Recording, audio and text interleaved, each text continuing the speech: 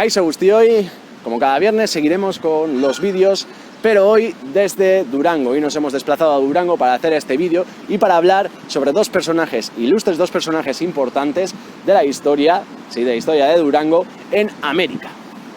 Como ya sabemos, en la Edad Moderna uno de los hallazgos más importantes sería el descubrimiento de América. Me gusta poner descubrimiento entre comillas porque al final fue un descubrimiento para los europeos. Pero no olvidemos que antes de la llegada de Colón ya existían diferentes civilizaciones, lo cual América ya estaba descubierta. Aparecen los europeos y con ellos también aparecen los vascos. Por el fuero nuevo de Guernica, los fueros vizcaínos, del siglo XVI, todo aquel que naciera en Vizcaya sería noble, sería hidalgo por naturaleza.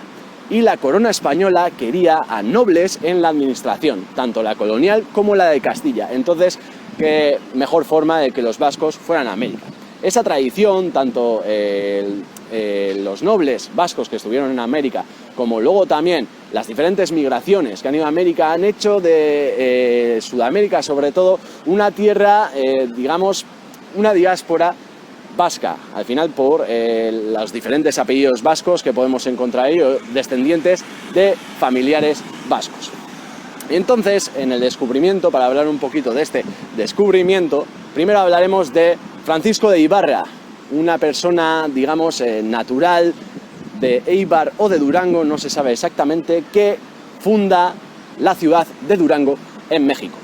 Entonces ya vemos que aparece una persona que ya nombra a un sitio, a una ciudad con el nombre de Durango, en Nueva Vizcaya, en la provincia de Nueva Vizcaya, en México. Entonces, bueno, a todos nos ha pasado que cuando hemos mirado, nos hemos buscado Durango en Google, nos haya aparecido Durango, México. Es por ello que ya un vasco, que puede ser natural de Durango, fuera a América y fundara esta tierra. Pero bueno, nosotros hemos venido aquí para hablar de dos personas. Al final, para que una colonia, sobre todo en americana, funcionara, se necesitan dos cosas: religión y administración. Y es por ello que dentro de la religión tenemos a Fray Juan de Zumárraga y dentro de la administración tengamos a Bruno Mauricio de Zabala. Nos iremos moviendo por diferentes partes de Durango para explicar su historia. Muy bien, entonces para hablar sobre nuestra primera persona hemos venido a Ezcurdi, delante de la estatua de Fray Juan de Zumárraga. ¿Quién sería este señor que tenemos en la estatua? Pues sería una de las personas más influyentes que tendría la Iglesia en América, como luego iremos viendo.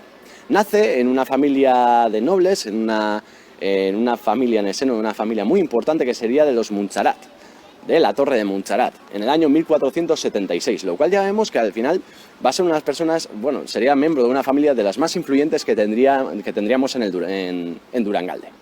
Comienza su carrera, hay que decir que tendría una carrera bastante amplia, y la fecha más importante en sus inicios sería 1527, cuando le nombran inquisidor de Navarra, Vizcaya, Guipúzcoa y Áraba, y también conoce al emperador Carlos V. Después lo nombran obispo y protector de los indios, lo cual en el año 1528 se embarca hacia México. En México sería una persona muy influyente y al final también un poco problemático. ¿Por qué? Porque también excomulgó a varios oidores que en sus audiencias iban en contra de los indígenas, por las brutalidades que había en los indígenas. Entonces sí que sabemos que Fray Juan de Zumárraga era una de las personas, digamos, que más se molestaría, más intentaría averiguar cuáles eran los orígenes y las tradiciones de estos indígenas. También en unas nuevas leyes que salen más o menos en la década de los 30, de los años 1530, él fue uno de los mayores promotores en aplicar leyes en contra de la esclavitud de los indígenas. Entonces ya se ve que favoreció un poquito a la integración de los indígenas en las colonias. Aunque no olvidemos que también fue inquisidor de las Américas y llevó a cabo más de 160 casos, más o menos más de ellos, que fueron en contra tanto de los indígenas como de los propios cristianos. También hay que hablar sobre Fray Juan de Zumárraga, ya que uno de los textos escritos en euskera más antiguos que se conserva, del año 1537, es suyo. Una carta que le manda a su hermana, la señora de Montserrat, en euskera, en vizcayera, lo cual que hoy en día se conserva, incluso está publicado en el periódico Euskera, que creo que es del año 1980 más o menos, que se publicó, lo cual, mira, ya tenemos también esos indicios del euskera, también en el siglo XVI, lo cual es un texto que se entiende bastante bien, que yo os recomiendo también que lo escuchéis, que lo leéis, perdón. Finalmente, en el año 1548, lo nombran arzobispo de México, pero duraría muy poco en el cargo, ya que cuando llegó la bula al Papa, el cual le nombró arzobispo, había muerto. Entonces sí que le nombran arzobispo en el año 1548, pero muere en el mismo año. También cabe destacar que dentro, digamos, de la vida de Fray Juan de Zumárraga también va implícito el milagro de Guadalupe. Ya que no aparece mucho, el Fray Juan de Zumárraga nunca escribió sobre este milagro, sí que se le achaca que uno de los que presenció ese milagro sería Fray Juan de Zumárraga. Por ello, para explicar un poquito el milagro, iremos ahora a Andramari, lo cual ahí explicaremos un poquito en qué consistía este milagro. Muy bien, nos hubiera gustado hacer la explicación sobre el milagro de Guadalupe dentro de Santa María, pero al final, por los tiempos que estamos pasando, pues se mantiene cerrado. Entonces haremos la explicación desde aquí y luego os ilustraré con alguna foto.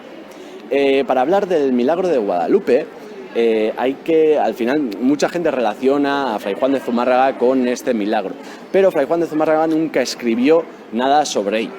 Pero bueno, vamos a contar en qué consistía. Un tal Juan Diego, un indígena llamado Juan Diego, en las faldas de Tepeyac, en México, presenció 4 veces la aparición de la Virgen María en un tono mestizo con la piel un poco oscura. La Virgen María le dijo a Juan Diego que debía edificar un templo en las faldas de Tepeyac, pero para ello que tenía que ir a hablar con el primer obispo de México, en este caso Fray Juan de Zumárraga.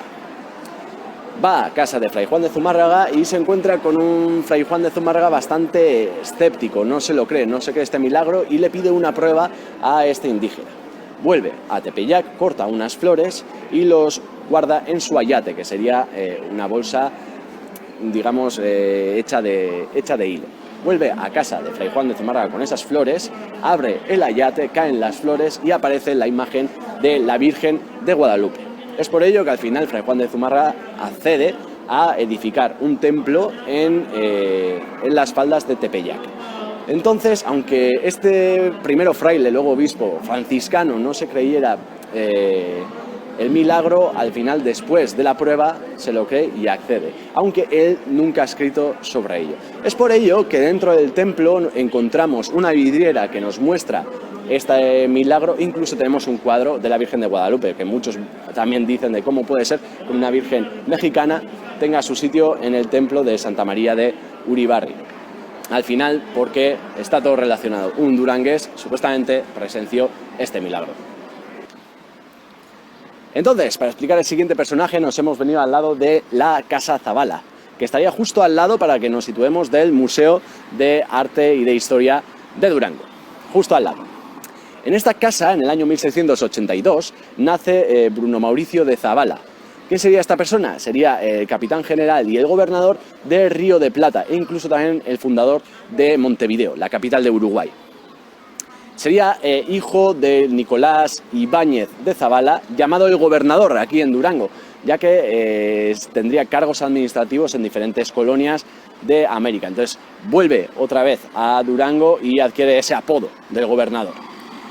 Bruno Mauricio de Zabala comienza su carrera militar ya con 19 años y consigue bastantes éxitos, sobre todo en la Guerra de Sucesión Española, de 1701 a 1713.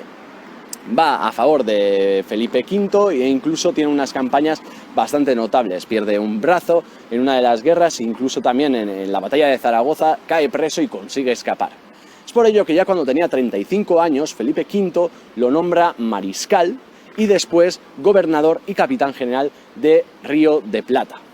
También más adelante conseguiría ser el gobernador de Paraguay. Entonces ya vemos que en América, tanto en Argentina como en Paraguay, sería una persona, digamos, influyente, una persona que al final movería los hilos dentro de las colonias.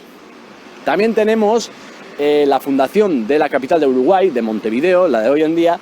Lo tenemos relacionado con Bruno Mauricio de Zabala, ya que ataca un fuerte que estaría en las manos de portugueses, donde hoy estaría Montevideo, luego conquista y trae a diferentes familias de Argentina para que se instauren en Montevideo. Es por ello que también en Uruguay, en Montevideo, existan varias estatuas, varias calles con el nombre de Bruno Mauricio de Zabala. Pero no olvidemos que era natural de Durango. Nada, se ve que esta persona también, después de aquella exitosa carrera militar, luego también consiguió hacer algo de carrera en América.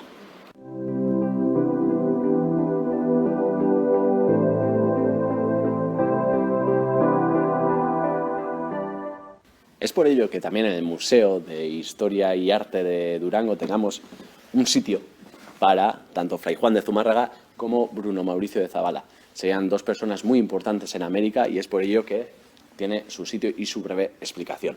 Como vemos, Fray Juan de Zumárraga estaría en México y Bruno Mauricio de Zabala estaría tanto en Argentina como en Montevideo, porque sería la capital que él fundaría. Muy bien, entonces para concluir hemos visto la historia de estos dos personajes ilustres que hemos venido a explicar a Durango, que serían Fray Juan de Zumárraga, sería arzobispo de México, y luego también Bruno Mauricio de Zabala, el fundador de la capital de Uruguay, Montevideo. Entonces se ve que estos naturales de Durango fueron importantes en América. Y es por ello que por diferentes circunstancias encontremos tanto calles como centros que tengan los nombres de estos dos personajes, como podemos ver la estatua de Fray Juan de Zumárraga, el Instituto de Fray Juan de Zumárraga, y luego dentro de Bruno Mauricio de Zabala encontramos también la Casa Zabala y la calle Bruno Mauricio de Zabala. Al igual que en Montevideo también existen diferentes estatuas en honor a esta persona. Entonces podemos decir que los durangueses han sido importantes también, como podemos ver también en Francisco Ibarra, que fundó Durango, han sido importantes en América. No solo se han quedado en los límites de esta villa, sino también han ido a diferentes zonas de América para hacerse famosos, ricos o incluso para trabajar. Entonces, gracias por estar otra semana más ahí, y en el siguiente vídeo entraremos ya en época contemporánea y explicaremos las guerras carlistas.